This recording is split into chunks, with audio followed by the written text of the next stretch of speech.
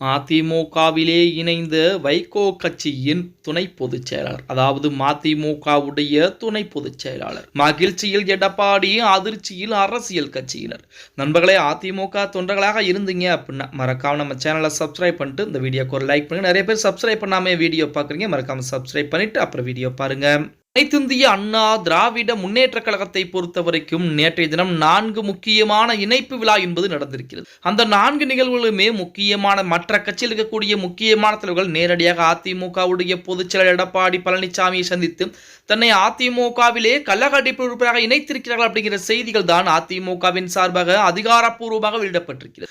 அதிமுகவை பொறுத்த வரைக்கும் நாளுக்கு நாள் தொண்டர்கள் எண்ணிக்கை என்பது அதிகரித்துக் கொண்டேதான் இருக்கிறது அப்படிங்கிற தகவல் நம் அனைவருக்கும் தெரியும். அப்படித்தான் நேற்றைய தினம் மதிமுக, அதாவது வைகோ கட்சியுடைய துணை பொதுச் செயலாளர் கூடிய ஒரு நபர் நேரடியாக எடப்பாடி பழனிசாமியை சந்தித்து தன்னை அதிமுகவிலே இணைத்திருப்பது அரசியல் வட்டாரத்திலே மிகப்பெரிய ஒரு பரபரப்பை ஏற்படுத்தி இருக்கிறது அப்படின்னே கூட சொல்லலாம். மதிமுகவுடைய துணை பொதுச் செயலாளர் ஆடுதுறை முருகன் அவர்கள் எடப்பாடி பழனிசாமியிலே அதிமுகவிலே இணைந்திருக்கிறார்.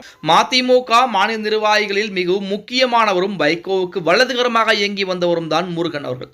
முருகனின் விலகல் என்பது அக்கட்சிக்கு மிகப்பெரிய அதிர்ச்சியை ஏற்படுத்தி இருக்கிறது. மொடக்குறிச்சி தொகுதி வேட்பாளராக ஆடுதுறை முருகன் அறிவிக்கப்படுவார் என கூறப்பட்ட நிலையிலே வாய்ப்பு வழங்காதால் இந்த முடிவை அவர் எடுத்திருப்பதாக செய்திகள் என்பது இணையதளங்களிலே உலா வந்து கொண்டிருக்கிறது அப்படின்னே கூட சொல்ல. அதாவது மதிமுகவுடைய துணை பொதுச் செயலாளர்களுடைய ஆடுதுறை முருகன் அவர்கள் எடப்பாடி பழனிசாமியிலே தன்னை அதிமுகவிலே கள்ளக்கடிப்பு உறுப்பினராக இணைத்திருக்கிறார்.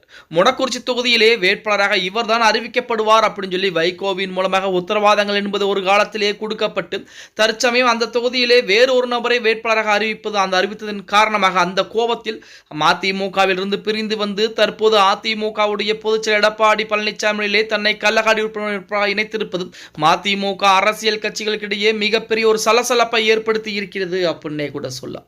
தேர்தலுக்கு இன்னும் சரியாக 2 வாரங்கள் மட்டும்தான் இருக்கிறது. வருகின்ற 23ஆம் தேதி ஒரே கட்டமாக தமிழகம் முழுவதும் சட்டப்பேரவை தேர்தல் என்பது நடத்தப்பட இருக்கிறது.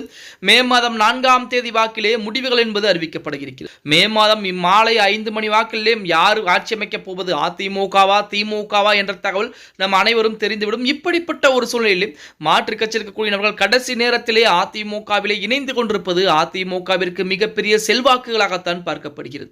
அதாவது தேர்தல் பரப்புரையின் போதும் சரி, அது மட்டுமல்லாமல் தேர்தலின் வாக்கு சதவீதத்தை அதிகரிக்கக்கூடிய அந்த நேரத்திலும் மாற்று கட்சி இருக்கக்கூடிய வந்த நபர்கள் மிக முக்கிய பங்களிப்பார்கள் அப்படிங்கிற செய்திகள் தான் இதுவரைக்கும் இணையதளங்களிலே உலா வந்து கொண்டிருந்தாலுமே அதிமுகவை பொறுத்த வரைக்கும் 2026 சட்டமன்ற தேர்தலில் 210 தொகுதிகள் என நமது எடப்பாடி பழனிசாமி முழக்கமிட்டுக் கொண்டிருக்கிறார்.